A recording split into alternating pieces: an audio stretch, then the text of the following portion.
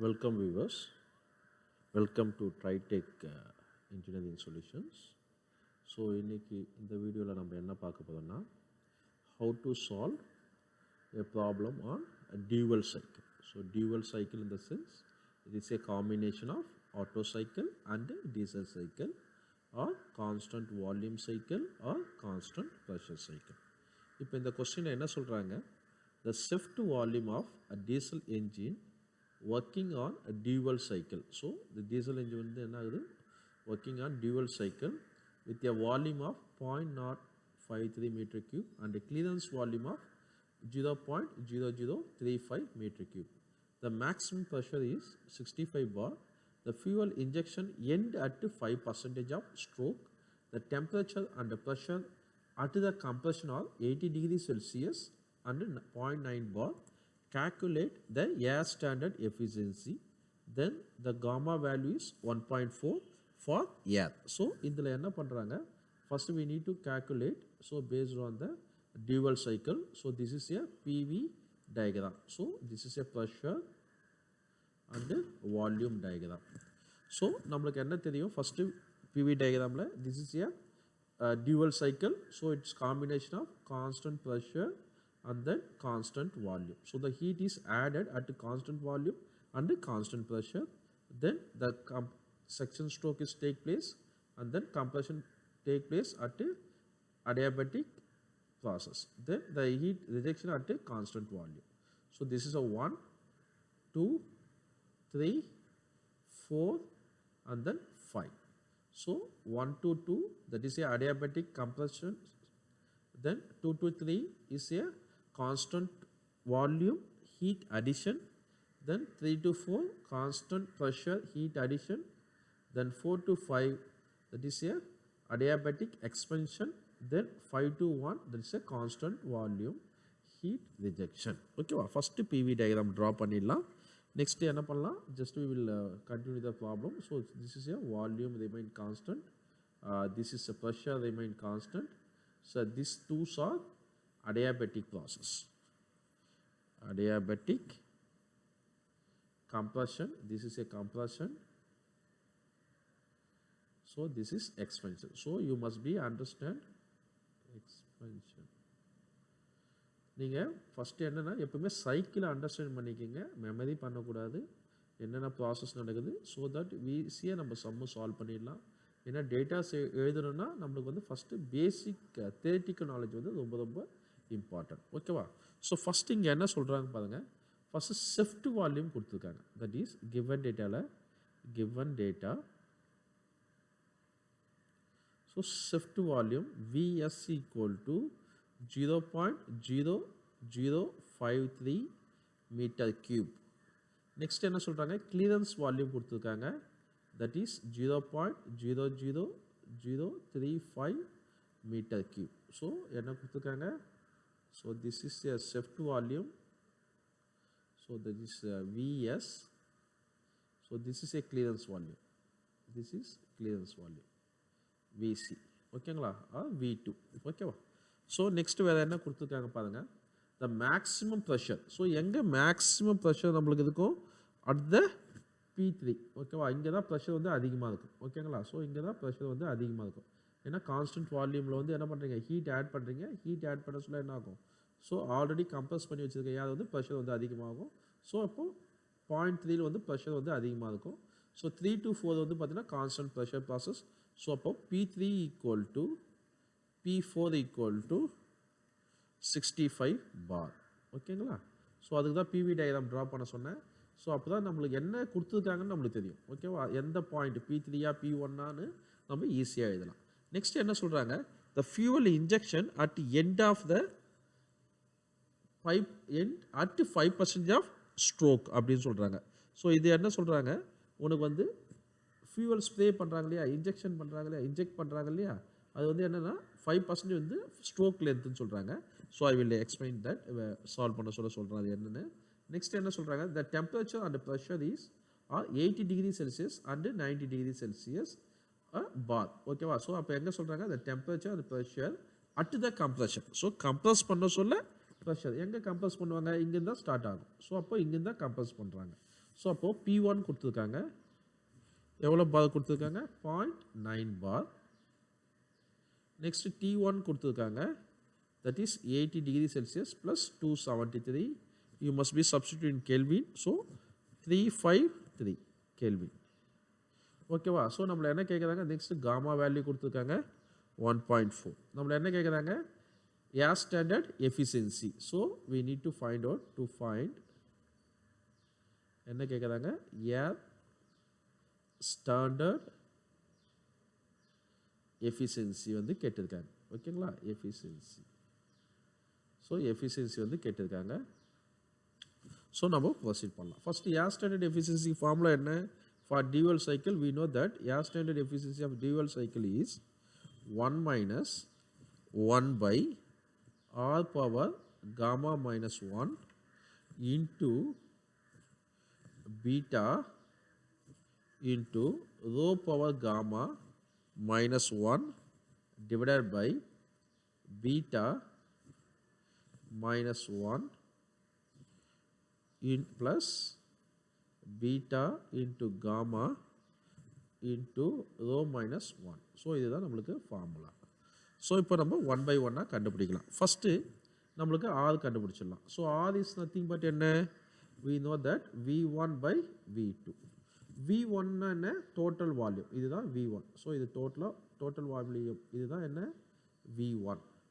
So அப்போது இந்த V1 எப்படி எழுதலாம், Vs ப்ளஸ் விசின்னு எழுதலாமா.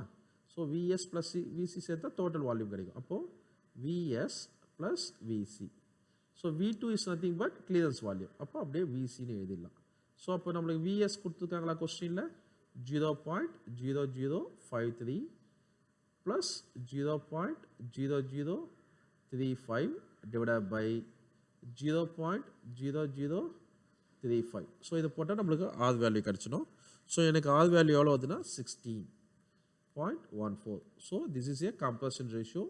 டீசல் இன்ஜினுக்கு வந்து கம்பல்ஷன் ரேஷியோ வந்து அதிகமாக இருக்கும். That is compared to petrol engine.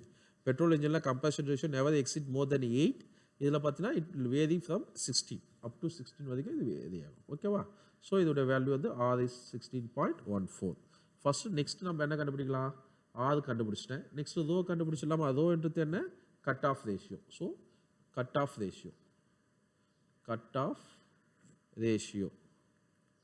So cut off ரேஷியோன்றது என்ன சொல்கிறாங்க, தட் இஸ் கட் ஆஃப் ரேஷியோனா என்னென்னா, ஸோ இங்கேருந்து இங்கே இது வரைக்கும் இங்கேருந்து என்ன பண்ணுறீங்க, இங்கே வந்து ஹை ப்ரெஷரில் இருக்குது.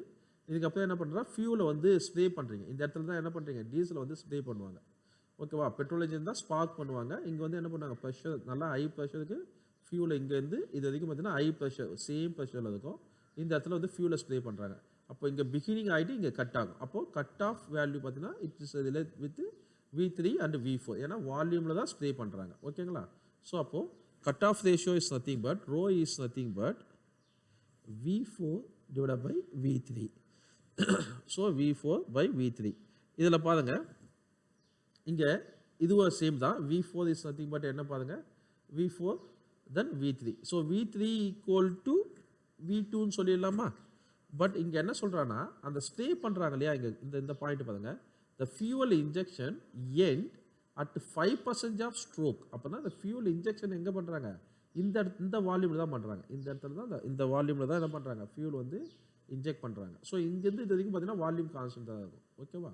ஸோ அப்போ என்ன பண்ணலான்னா, அது எவ்வளோ வால்யூம் இருக்குன்றான், என்ன சொல்கிறாங்க, 5%. அப்போது 5% of that is 5/100 stroke volume, that is விஎஸ்ன்றான். அது எவ்வளோ வால்யூம் இருக்குன்னா 5% of stroke volume plus V3 divided by V3 ன்னு எழுதலாமா. ஸோ இங்கே பாருங்கள், V3 is equal to V2. V2 is nothing but VC, clearance volume. ஓகேவா. ஸோ ஏன்னா கான்ஸ்டன்ட் வால்யூம் ப்ராசஸ் 2 to 3. அப்போது என்ன பண்ணலாம், இதை மோடி ரீஃபார்ம் பண்ணி எழுதலாம். That is 0.05 of stroke volume plus clearance volume divided by clearance volume எழுதிடலாமா. ஏன்னா V3 equal to V2. So இங்கே எழுதிடுறேன், that is V3 equal to V2. So V2 is nothing but என்ன, clearance volume. ஓகேங்களா. So that is okay. So அதனால் நம்ம எழுதியிருக்கோம். இப்போ நம்ம வேல்யூஸை சப்ஸ்டிட் பண்ணலாம். ஸோ 0.05 இன்ட்டு விஎஸ் எவ்வளோ நம்மளுக்கு 0.0053 இன்ட்டு 0.00035 divided by 0.00035. ஸோ இதை போட்டிங்கன்னா ரோ வேல்யூ கிடைக்கும். ஸோ ரோ வேல்யூ பார்த்தீங்கன்னா 1.757. ஸோ இதுதான் எனக்கு வந்து கிடைச்சிருக்கு. ஓகேவா? இப்போ நெக்ஸ்ட் என்ன பண்ணலாம், என்னென்ன கண்டுபிடிச்சோம். நெக்ஸ்ட் வந்து we need to determine இது pressure, that is explosion ratio or pressure ratio கண்டுபிடிக்கலாம். That is a beta. So pressure ratio